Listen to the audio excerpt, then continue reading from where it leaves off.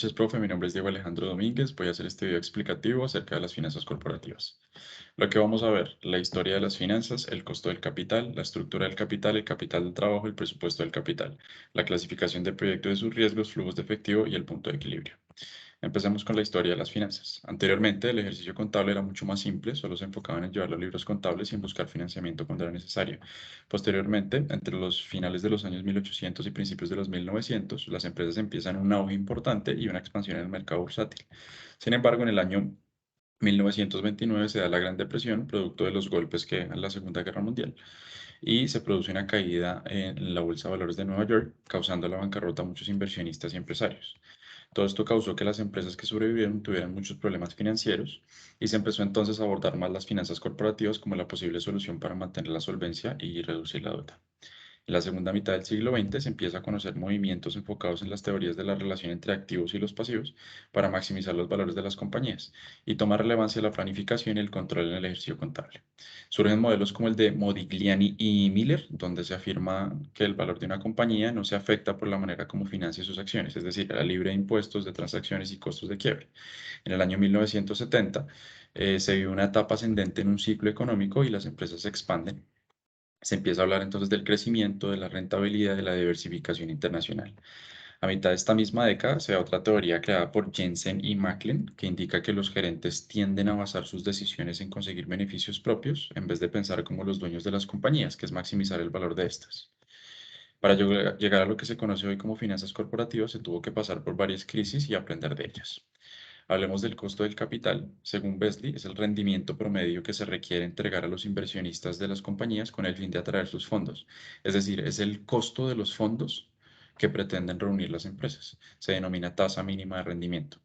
Las compañías consiguen sus fondos utilizando la deuda o emitiendo acciones preferentes en el mercado de valores. Se entiende que el costo de este capital reunido será el promedio de todas las fuentes de financiación que fueron utilizadas. Hay riesgo y rendimiento. Existen dos tipos de riesgo. El único, que se puede mitigar con la diversificación, por ejemplo, desarrollar nuevos productos, y el riesgo de mercado, que no se puede eliminar mediante la diversificación, que es como los cambios de la tasa de interés, las inflaciones, las recesiones o múltiples razones. Esos riesgos se miden con la varianza de los rendimientos de los activos. A mayor varianza, mayor el riesgo, pero mayores los rendimientos. Existe un modelo de fijación de precios de activos de capital, el cual desarrollan Linter, Sharp y Traynor, el cual se muestra aquí a la derecha, que donde KS es la tasa de rendimiento o la tasa requerida de rendimiento, KRF es la tasa libre del riesgo, KM es el rendimiento del mercado y beta se puede estimar con la covarianza de la rentabilidad de las acciones sobre las varianzas del mercado. ¿Cuáles son los componentes? Para determinar el costo del capital se debe calcular primero el Weighted Average Cost of Capital o costo promedio ponderado de capital, que es la suma entre todos los costos de los valores que están al lado derecho de un balance general de una empresa. Hablamos entonces de que hay deudas de largo plazo, como los bonos. El costo de este capital se calcula con la tasa de interés sobre las deudas menos los ahorros fiscales. Su fórmula es KDA, que es la tasa de rendimiento o intereses, y KD por T, que son los ahorros fiscales, donde T es la tasa marginal de la empresa. Esos intereses son deducibles. Las acciones preferentes, por su parte, entregan dividendos, por lo que en su fórmula se ven reflejados. Se calcula dividiendo los dividendos anuales entre el flujo neto que se da de las ventas de acciones entre sí. Los costos o las utilidades o ROE, que es Return on Equity o rendimiento sobre el capital contable, representa el costo de oportunidad de los dividendos que los accionistas dejan de percibir. Su fórmula nos dice que KS es la tasa requerida del rendimiento, KRF es la tasa libre de riesgo, PR es la prima de riesgo, D1 los dividendos esperados en un año y D1 sobre P0 es el rendimiento de los dividendos de las acciones. Por último, G, que es la tasa esperada del crecimiento, y ahí pues podemos observar la fórmula. Podemos resumir que el costo del capital promedio ponderado es la sumatoria de los tres cálculos anteriores, de las tres fórmulas que están arriba, y sería el WACC que está al final. ¿Qué es la estructura de capital ahora? El capital de una compañía está conformado por diferentes fondos. Se puede dividir en dos: los aportes de los dueños de la compañía, que pueden ser en dinero o pueden ser en especie, puede ser una fábrica, y son acciones comunes, preferentes o de utilidad requerida. Por otra parte está el capital proveniente del endeudamiento de los inversionistas. Es decir, la estructura del capital es la mezcla de capital contable y deuda. Hay una estructura óptima, que es el equilibrio entre el riesgo y el rendimiento, y busca maximizar el valor de las compañías. Existen dos tipos de riesgo, el operativo y el financiero. El operativo está relacionado con las proyecciones futuras de las ventas y el financiero es la parte de riesgo de los accionistas, es decir, es el riesgo inherente de usar deuda como capital. Existe una fórmula para determinar si el apalancamiento financiero aumentará, disminuirá o no afectará el valor de las empresas. Ahí la tenemos, es el ROE, que sería el ROI, que es el rendimiento sobre la inversión o los activos después de impuestos, y que es el costo de la deuda después de impuestos, y D sobre E, que es la razón de deuda capital. Hay enfoques de la estructura de capital, existen cuatro principales: el tradicional, que se basa en reducir los costos de capital para aumentar el valor de la compañía; el de estructura de capital MM, por sus creadores, que dice que el valor de la empresa solo depende de su capacidad de generar rentas en los activos; el enfoque de señales, que se fundamenta en la información valiosa de los administradores para incrementar el valor de las compañías; y por último está el enfoque de la teoría del orden de elección, que sugiere un orden de fuentes de financiamiento. Entonces, primero autofinanciarse; si no es suficiente, se usa el endeudamiento; y por último, se usa la emisión de acciones. Ahora hablemos un poco del capital de trabajo. ¿Qué es? Entonces, la diferencia que se da entre los activos y los pasivos corrientes de una empresa. Siempre que los activos superen los pasivos, la compañía tendrá un capital de trabajo neto positivo. El objetivo de los gerentes es reducir la cantidad de activos a corto plazo. Cuanto mayor sea la razón de liquidez, menos rentable es la empresa. En otras palabras, se debe convertir en efectivo las cuentas por cobrar y el inventario, y se debe mantener un capital de trabajo conveniente para no desperdiciar recursos que no generan rendimientos. Los componentes son muy simples: el activo circulante y el pasivo circulante, y la forma del capital de trabajo es activo menos pasivo circulante. Existen prácticas empresariales que permiten administrar el capital de trabajo, como por ejemplo la administración del efectivo. Eso incluye un orden y un manejo efectivo de los flujos de entrada y de los flujos de salida, una sincronización de flujos, el empleo de la flotación y la aceleración de las cobranzas. Está la administración de cuentas por cobrar, que busca minimizar el tiempo entre la generación de una factura y el ingreso del dinero.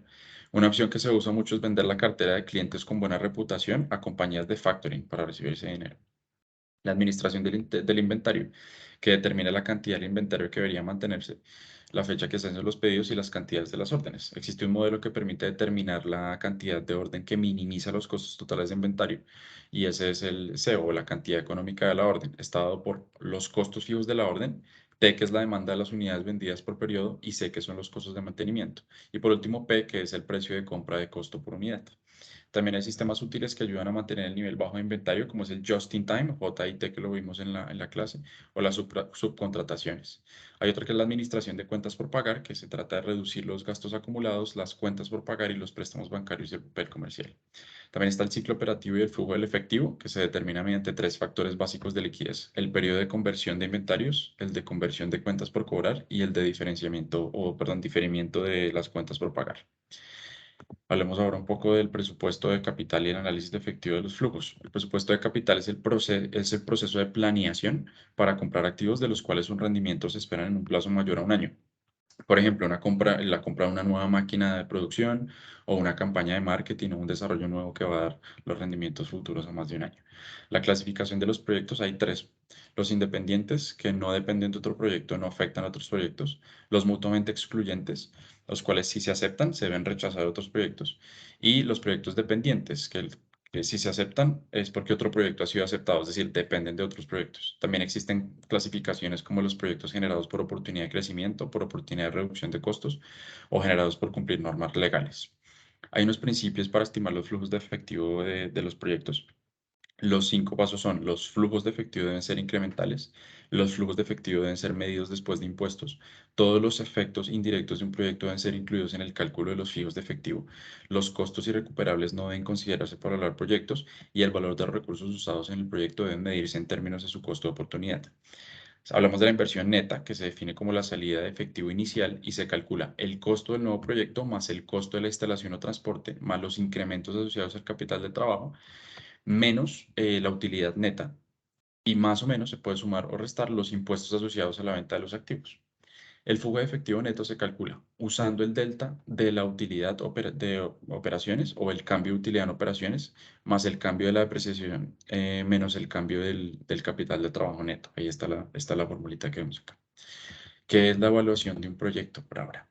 Los métodos más usados para evaluar un proyecto son el valor presente neto, o VPN, que se calcula trayendo al presente los flujos futuros del proyecto a una tasa de descuento determinada, que puede ser el costo de capital, y si el valor del VPN es cero o mayor, se aceptan los proyectos. El otro es la TIR o la tasa interna de retorno o tasa interna de rendimiento, que primero se determinan los flujos netos anuales y se comparan con el valor presente de diferentes tasas.